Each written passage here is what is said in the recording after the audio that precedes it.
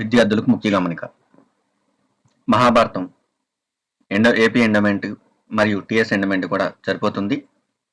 మహాభారతం నుంచి మనం important MCQs చూద్దాం. ముందుగా మొదటి చాప్టర్ అయిన రామాయణం నుంచి 3 వీడియో చేయడం జరిగింది. ఎవరైనా చూడలేనట్లయితే అవి ఒకసారి ప్లేలిస్ట్లోకి వెళ్ళి చెక్ చేసి చూడండి. ఇప్పుడు మహాభారతం నుంచి 100 నుంచి 200 బిట్ల వరకు కవర్ చేయడం జరుగుతుంది. ప్రతి ఇంపార్టెంట్ బిట్ కూడా మీకు అందించడం జరుగుతుంది. ఎక్కడ కూడా స్కిప్ చేయకుండా చూడండి. ఎందుకంటే ఎంసీక్యూతో పాటు మనం వివరణ కూడా ప్రతి క్వశ్చన్కి వివరణ కూడా ఇవ్వడం జరుగుతుంది. ఎట్టి పరిస్థితుల్లో కూడా స్కిప్ చేయకుండా చూడండి. మహాభారతంలో మొత్తం ఎన్ని పర్వాలు ఉన్నాయి? మహాభారతంలో మొత్తం పర్వాలు ఎన్ని? 12, 16, 18, 24. మహాభారతంలో పర్వాలు 18.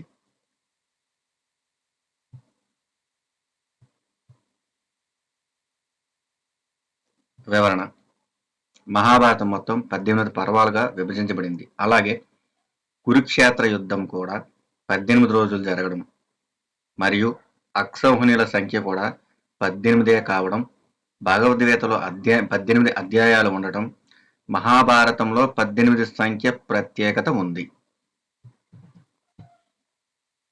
ఇక్కడ మీకు ఈ ఒక్క ప్రశ్నలో, ఈ ఒక్క వివరణలో మొత్తం 4-5 బిట్లు కవర్ అవ్వడం జరుగుతుంది.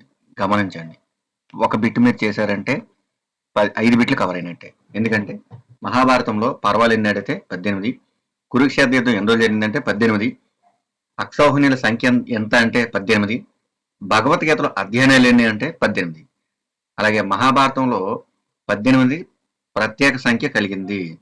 మహాభారతం సంఖ్య ప్రత్యేకమైంది ఎంత అని అడుగుతాడు. 18. ఓకే. మరొక ప్రశ్న: మహాభారతంలో మొదటి పర్వం ఏది? సరైన సమాధానం సభాపర్వ, ఆదిపర్వ, వనపర్వ, విరాట పర్వ అని అడిగారు. సరైన ఆన్సర్ ఆదిపర్వం. ఆది పర్వం తర్వాత సభాపర్వం. మీరు వివరణ చూసినట్లయితే ఆది పర్వం మొదటిది. ఇందులో చంద్రవంశం చరిత్ర, కురువంశ స్థాపన, భీష్ముని ప్రతిజ్ఞ, పాండవ కౌరవుల జననం మరియు విద్యాభ్యాసం వర్ణించబడ్డాయి. అంటే మీకు చంద్రవంశం చరిత్ర ఏ పర్వంలో ఉంది అని అడిగితే ఆది పర్వం సరైన సమాధానం. మరొక విధంగా అడిగితే కురువంశ స్థాపన ఏ పర్వంలో ఉంది అంటే ఆది పర్వం. అలాగే భీష్ముని ప్రతిజ్ఞ ఏ పర్వంలోనిది అంటే ఆది పర్వం. కౌరవ పాండవుల జననం ఏ పర్వంలోనిది అంటే ఆది పర్వం. విద్యాభ్యాసం వర్ణించబడ్డాయి. ఇవన్నీ కూడా ఇందులో ఆది పర్వంలో. గమనించండి, చాలా ఇంపార్టెంట్ వివరణ ఇది. ఆది పర్వంలో మొదటిది. ఇందులో చంద్రవంశం ఉంది, చరిత్ర ఉంది, కురువంశ స్థాపన ఉంది, భీష్ముని ప్రతిజ్ఞ ఉంది, పాండవ కౌరవుల జననం మరియు విద్యాభ్యాసం వర్ణించబడ్డాయి. నెక్స్ట్, మహాభారతంలో అతిపెద్ద పర్వం ఏది? మహాభారతంలో అతిపెద్ద పర్వం ఏది? వన పర్వమా, శాంతి పర్వమా, భీష్మ పర్వమా, అనుశాసనిక పర్వం అన్నారు. మహాభారతంలో అతిపెద్దది శాంతి పర్వం. మహాభారతంలో అతిపెద్ద పర్వం శాంతి పర్వం. వివరణ చూసినట్లయితే శాంతి పర్వం అన్నింటికంటే అతిపెద్ద పర్వం. ఇందులో 330కి పైగా 330కి పైగా అధ్యాయాలు ఉన్నాయి. యుద్ధం ముగిశాక ధర్మరాజుకు భీష్ముడు రాజ్యధర్మాలు, మోక్ష ధర్మాలు బోధిస్తాడు. యుద్ధం ముగిశాక ధర్మరాజుకు భీష్ముడు రాజధర్మాలు, మోక్ష ధర్మాలు బోధిస్తాడు.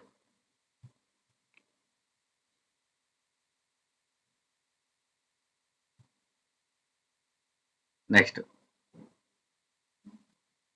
ప్రసిద్ధమైన భగవద్గీత ఘట్టం మహాభారతంలోని ఏ పర్వంలో వస్తుంది? ప్రసిద్ధమైన భగవద్గీత ఘట్టం మహాభారతంలోని ఏ పర్వంలో వస్తుంది? సరైన సమాధానం ఏంటి? ద్రోణ పర్వమా, భీష్మ పర్వమా, కర్ణ పర్వమా, శాంతి పర్వమా అంటే సరైన సమాధానం భీష్మ పర్వం. మరి వివరణ చూసినట్లయితే 6వ పర్వమైన భీష్మ పర్వం 6వ పర్వమైన భీష్మ పర్వంలోని 25 నుండి 42 అధ్యాయాల వరకు 25 నుండి 42 అధ్యాయాల వరకు శ్రీకృష్ణుడు అర్జునునికి చేసిన ఉపదేశమే శ్రీమద్ భగవద్గీత. అంటే భీష్మ పర్వం ఎన్నవది? 6వది. భీష్మ పర్వం ఎన్నవది? 6వది.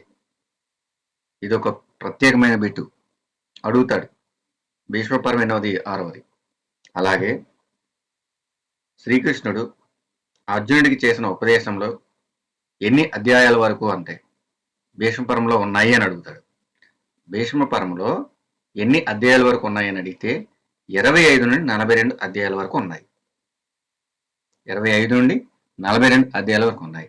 దీనినే శ్రీమద్ భగవద్గీత అంటారు. ప్రతిదీ బిట్టే, ప్రతి లైన్ బిట్టే. పాండవుల 12 సంవత్సరాల అరణ్యవాసం ఏ పర్వంలో వివరించబడింది? పాండవుల 12 సంవత్సరాల అరణ్యవాసం ఏ పర్వంలో వివరించబడింది? విరాట పర్వమా, వనపర్వమా, ఆది పర్వమా, సభాపర్వం అన్నాడు. సరైన సమాధానం వనపర్వం. దీన్ని అరణ్య పర్వం అంటారు. అరణ్యవాసం అని ఉండగానే అరణ్య పర్వం అంటే పెట్టేస్తాం మనం, కానీ ఇక్కడ వనపర్వం అని కూడా ఇవ్వచ్చు. వివరణ చూసినట్లయితే జూదంలో ఓడిపోయిన తర్వాత పాండవులు 12 ఏళ్లు అడవులలో గడిపిన వృత్తాంతం వనపర్వం. ఇది 3వ పర్వం. వనపర్వం ఎన్నవది? 3వ పర్వంలో ఉంటుంది. ప్రతిదీ కూడా ఇంపార్టెంట్. పాండవుల 1 సంవత్సరం అజ్ఞాతవాసం ఏ పర్వంలో వస్తుంది? పాండవుల 1 సంవత్సరం అజ్ఞాతవాసం ఏ పర్వంలో వస్తుంది? ఉద్యోగ పర్వమా, వనపర్వమా, విరాట పర్వమా, సభాపర్వం అన్నాడు. గమనించండి, విరాట పర్వంలో వస్తుంది. పాండవుల 1 సంవత్సరం అజ్ఞాతవాసం ఏ పర్వంలో వస్తుందంటే విరాట పర్వం వస్తుంది. విరాట పర్వం.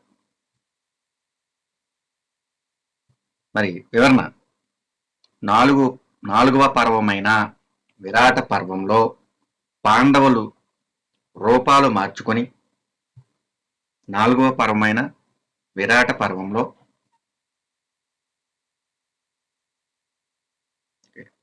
4వ పర్వమైన విరాట పర్వంలో పాండవులు రూపాలు మార్చుకొని విరాట రాజు కొలువులో 1 సంవత్సరం అజ్ఞాతవాసం పూర్తి చేస్తారు. 4వ పర్వమైన విరాట పర్వంలో పాండవులు రూపాలు మార్చుకొని విరాటరాజు కొలువులో 1 సంవత్సరం అజ్ఞాతవాసం పూర్తి చేస్తారు.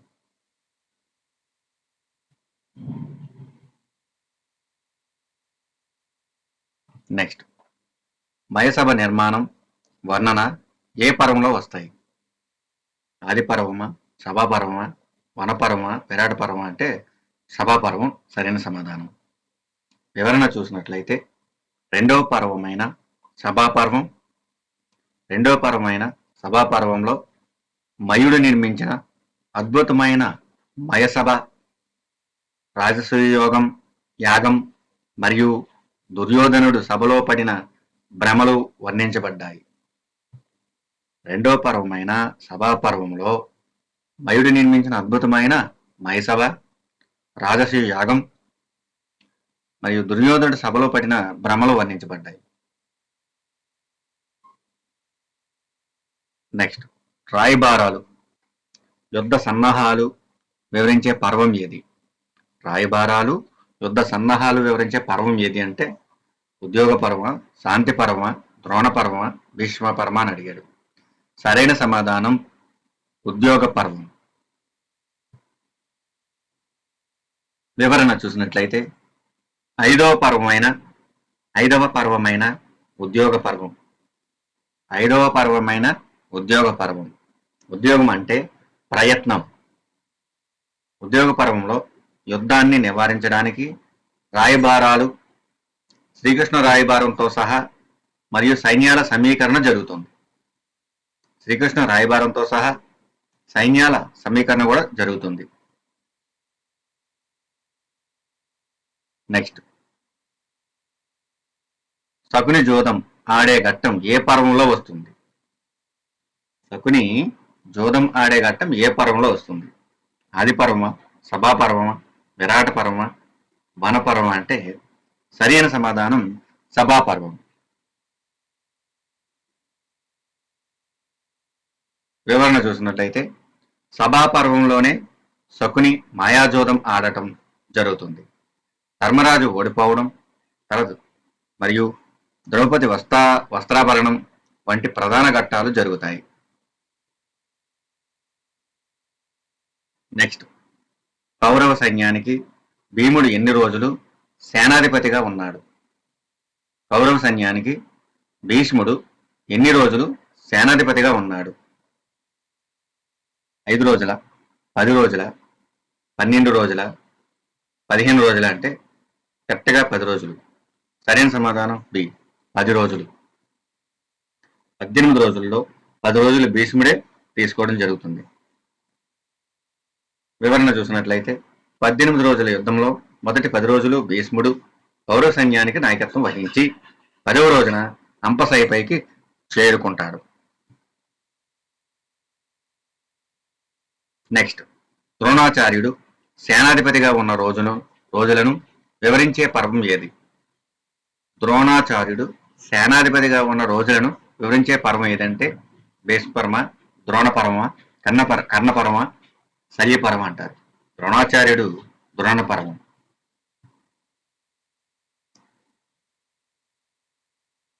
మరి ద్రోణాచార్యుడు సుమారుగా 5 రోజులు యుద్ధంలో ఉంటాడు. వివరణ చూసినట్లయితే 7వ పర్వమైన ద్రోణపర్వంలో ద్రోణుడు 5 రోజులు అంటే 11వ రోజు నుండి 15వ రోజు వరకు సేనాధిపతిగా వ్యవహరిస్తాడు.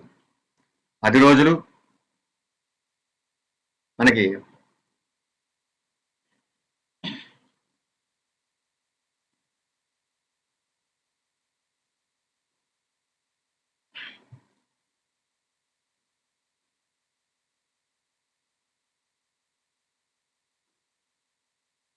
ఓకే, ఇక్కడ మీరు గమనించినట్లయితే 10 రోజులు భీష్ముడు తీసుకోగా ద్రోణాచార్యుడు 5 రోజులు అంటే భీష్ముడు ద్రోణుడు కలిపే 15 రోజులు తీసుకుంటారు. మిగిలినవి కేవలం 3 రోజులు మాత్రమే. నెక్స్ట్, అభిమన్యుడి వధ ఏ పర్వంలో జరుగుతుంది? అభిమన్యుడి వధ ఏ పర్వంలో జరుగుతుంది అన్నాడు. భీష్మపర్వ, ద్రోణపర్వ, కర్ణపర్వ, సౌప్తిక పర్వం అన్నాడు. సరైన సమాధానం ద్రోణపర్వం. ద్రోణపర్వంలోని 13వ రోజు జరుగుతుంది. ఇక్కడ వివరణ చూసినట్లయితే ద్రోణపర్వంలో 13వ రోజు యుద్ధంలో ద్రోణుడు పద్మవ్యూహం పన్నగా అభిమన్యుడు అందులోకి ప్రవేశించి వీరమరణం పొందుతాడు.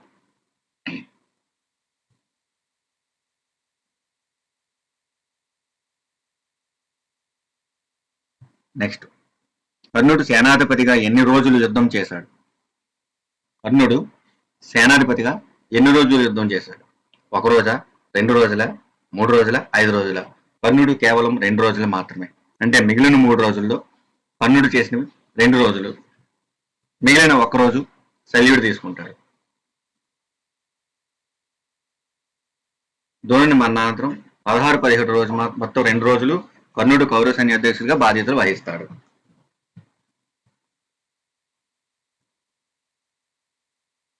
అయితే 18వ రోజు శల్యుడు తీసుకుంటాడు. ఇక్కడ కురుక్షేత్ర యుద్ధం చివరి రోజు 18వ రోజు అంటే సేనాధిపతి ఎవరు అన్నాడు? కర్ణుడా, శల్యుడా, అశ్వత్థామ, కృపాచార్యుడు అంటే సరైన సమాధానం శల్యుడు.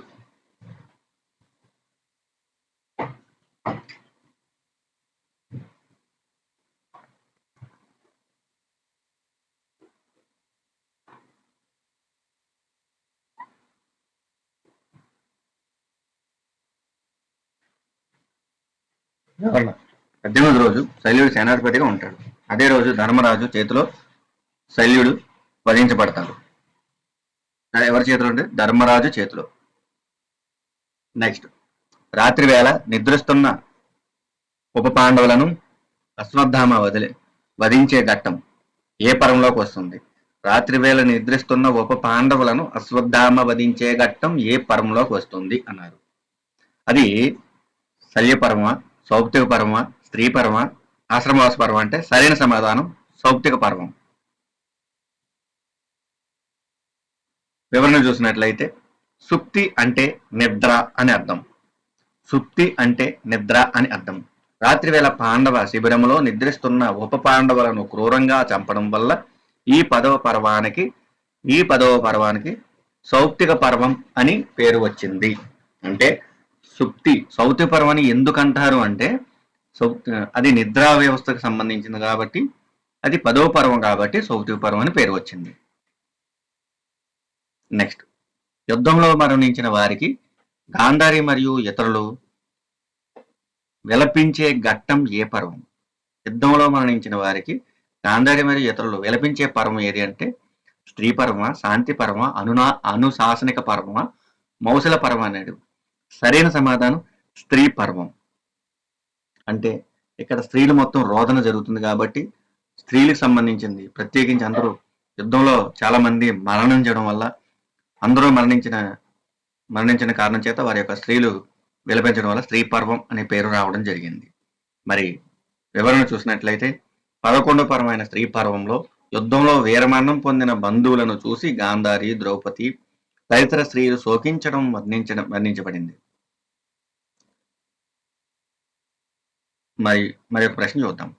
విష్ణు సహస్రనామ స్తోత్రం మహాభారతంలో ఏ పర్వంలో వస్తుంది అని అడిగాడు. విష్ణు సహస్రనామ స్తోత్రం మహాభారతంలోని ఏ పర్వంలో వస్తుంది?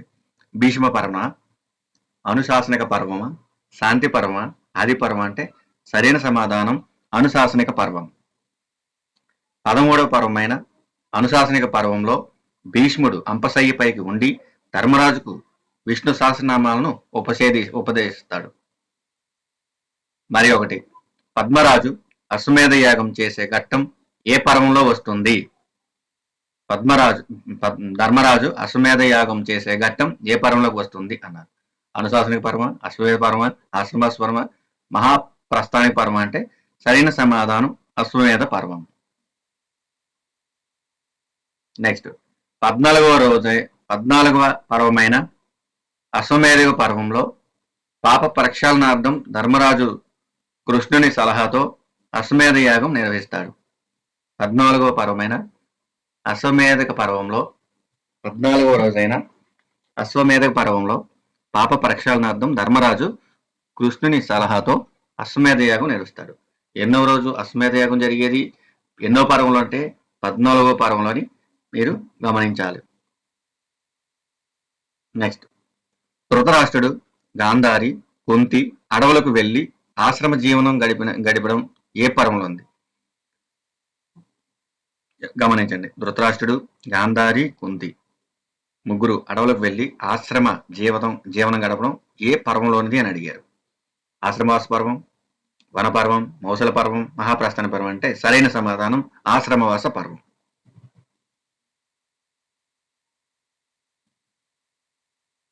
పదిహేనవ పర్వమైన ఆశ్రమవాస పర్వంలో వృద్ధులైన ధృతరాష్ట్రుడు, గాంధారి, కుంతులు అడవులకు వెళ్లి ఆశ్రమవాసం చేస్తూ దావాగ్నిలో ముక్తి పొందుతారు.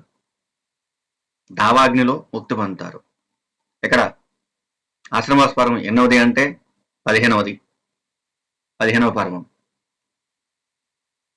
నెక్స్ట్, యాదవ కులం ముసలం శాపం వల్ల నాశనం కావడం ఏ పర్వంలో వర్ణించబడింది? ముసలం అంటే రోకలి. యాదవ పుత్రుడకు ముసలం పుడుతుంది ఒక ఋషి శాపం వల్ల.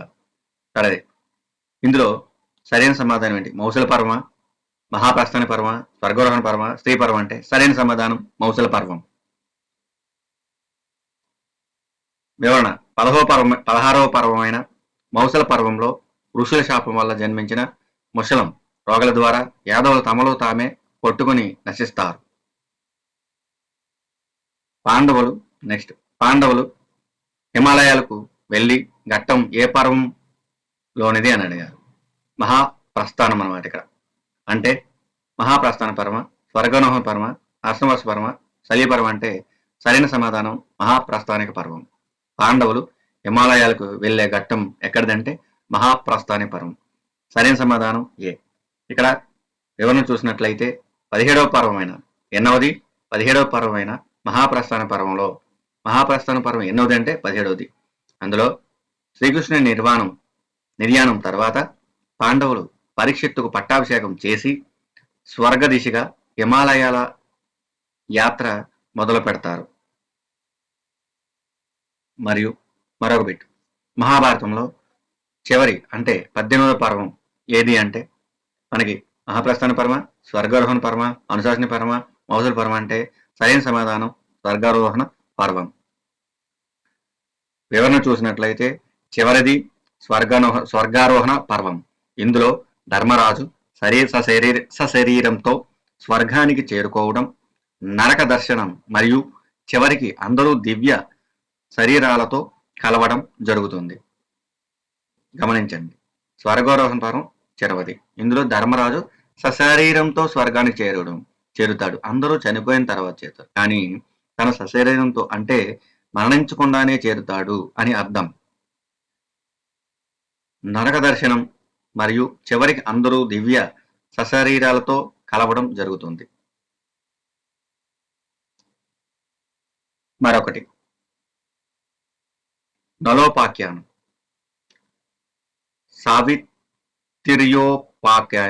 సావిత్ర్యోపాఖ్యానం ఏ పర్వంలో వస్తాయి? నలోపాఖ్యానం, సావిత్ర్యోపాఖ్యానం ఏ పర్వంలోకి వస్తాయి? సరైన సమాధానం ఏంటి? ఆదిపర్వ, వనపర్వ, సభాపర్వ, విరాట పర్వ అని అడిగారు. సరైన సమాధానం వన పర్వం. మరి వివరణ చూసినట్లయితే వనవాసంలో ఉన్న పాండవుల బాధను తగ్గించడానికి మునులు వారికి నల దమయంతుల కథ మరియు అంటే నలోపాఖ్యానం అంటాం, మరియు సత్యవంతుడు సావిత్రి కథ అంటే సావిత్ర్యోపాఖ్యానం చెబుతారు. ఇది గమనించండి, నలదమయంతుల కథ మరియు సావిత్ర్యోపాఖ్యానం అంటే నలదమయంతుల కథని నలోపాఖ్యానం అంటారు. సత్యవంతుడు సావిత్రి కథని సావిత్ర్యోపాఖ్యానం అంటారు. ఎప్పుడు అంటే వనవాసంలో ఉన్న పాండవులకు బాధను తగ్గించడానికి ఎవరు చెప్తారు అంటే మునులు చెప్తారు. నెక్స్ట్, శకుంతల దుష్యంతుల కథ ఏ పర్వంలో వివరించబడింది? శకుంతల దుష్యంతుల కథ ఏ పర్వంలో వివరించబడింది? ఆదిపర్వ, సభాపర్వ, వనపర్వ, విరాట పర్వం అంటే సరైన సమాధానం ఆదిపర్వం. శకుంతల దుష్యంతుల కథ ఆదిపర్వంలో వివరించబడుతుంది. వివరణ, భారతీయుల మూల పురుషుడైన భరతుని జననానికి కారణమైన శకుంతల దుష్యంతుల వివాహ కథ ఆదిపర్వంలో వస్తుంది. గమనించండి, భరతుని తల్లిదండ్రులు శకుంతల మరియు దుష్యంతులు. ఇది ఇంపార్టెంట్ బిట్. నెక్స్ట్, ఇంపార్టెంట్ అంటే ప్రతిదీ ఇంపార్టెంటే, అందులో ఇంపార్టెంట్ అన్ఇంపార్టెంట్ ఏముండో, ప్రతిదీ లైన్ టు లైన్ బిట్టే. పాండవులు మరియు కౌరవుల తదనంతరం హస్తినాపురాన్ని పాలించిన అభిమన్యుని కుమారుడు ఎవరు? పాండవులు మరియు కౌరవుల తదనంతరం హస్తినాపురాన్ని పాలించిన అభిమన్యుని కుమారుడు ఎవరు అంటే సరైన సమాధానం ఏంటి? జన్మేజయుడ, పరీక్షిత్త, వృషికేతువ, శతానికుడు అంటే సరైన సమాధానం బి పరీక్షిత్తు. వివరణ, పాండవుల మహాప్రస్థానం తర్వాత అభిమన్యుడు ఉత్తరల కుమారుడైన పరీక్షిత్తు హస్తినాపుర సింహాసాన్ని అధిష్ఠిస్తాడు. మరియు మహాభారత గ్రంథాన్ని రచించినది ఎవరు అన్నారు. ఇది అందరికి తెలిసిన బిట్టే. వాల్మీకి, వేదవ్యాసుడ, సుఖమహర్ష, నారదంటే సరైన సమాధానం వేదవ్యాసుడు. వ్యాసుడు కృష్ణ ద్వైపాయనుడు అనే వ్యాసుడి మరో పేరే కృష్ణ ద్వైపాయనుడు. మహాభారతాన్ని సంస్కృతంలో రచించాడు. వినాయకుడు దీనిని లిఖించాడు.